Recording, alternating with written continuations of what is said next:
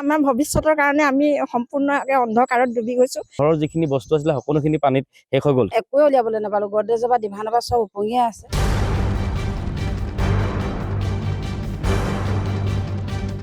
শিৱসাগৰ বেতবাৰী মৌজা দৰিকা নদীৰ বাঢ়নী পানীত প্লাবিত হৈ থকা তথা বানত ডুবি থকা আজি অষ্টমটো দিন।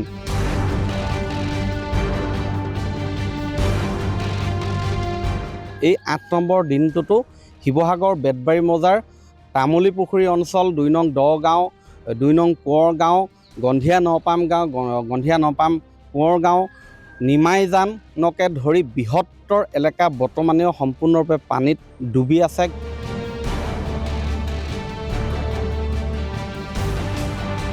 কেনেকুৱা ধৰণৰ কি ক্ষতি হৈছে পানীটো? হয়, মানে ক্ষতিৰ বিষয়ে কিনো ক'ম, আমাৰ এতিয়া একোৱে নাই বুলি ক'ব পাৰি। সকলোখিনি আমাৰ মানে উটুৱাই লৈ গৈছে।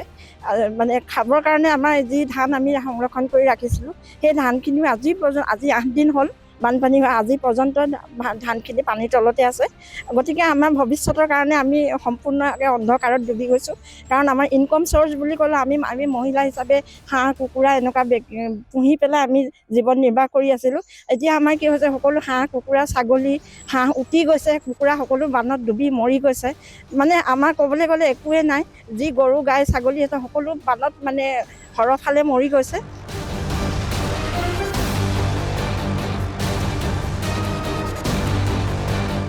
মূল জীৱিকাই হৈছে ধানৰ ব্যৱসায়।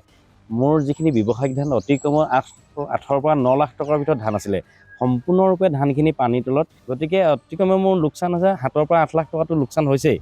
আৰু অন্যান্য ঘৰৰ যিখিনি বস্তু আছিলে সকলোখিনি পানীত শেষ হৈ গ'ল। তাৰোপৰি মোৰ কাগজ পত্ৰখিনি উটি গুচি গ'ল। পানী ইমান স্পীডত বাঢ়ি গ'ল, আমি উলিয়াবলৈ একো সুবিধাই নাপালোঁ।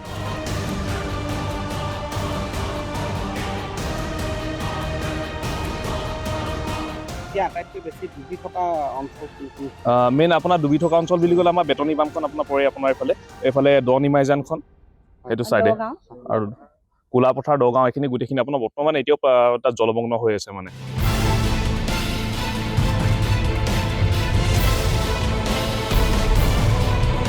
কি ধৰণে পাৰ কৰিছে এই সময়?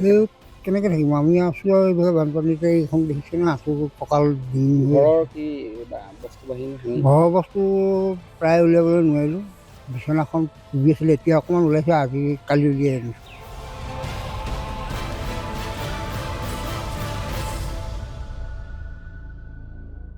এইসকলক উদ্ধাৰ কৰিবলৈ অনাগত সময়ত তেওঁলোকৰ জীৱনটো নতুনকৈ গঢ়িবলৈ চৰকাৰে কি ধৰণে পদক্ষেপ ল'ব সেয়া অনাগত সময়ত লক্ষণীয় হ'ব। কিন্তু সকলোৰে এটাই আহ্বান, যাতে কিছু পৰিমাণে হ'লেও যাতে ক্ষতিপূৰণ দিয়ে, যাতে তেওঁলোকে যি ব্যৱসায় আছিলে, যি খেতি আছিলে, সেইবিলাক যাতে কম পৰিমাণে হ'লেও পুনৰ কৰিব পাৰে, তাৰেই তেওঁলোকে আহ্বান জনাইছে।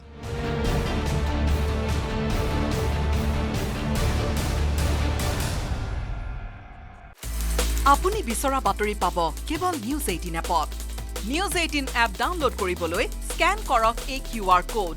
গুগল প্লে ষ্টৰতো পাব এই নিউজ 18 এপ।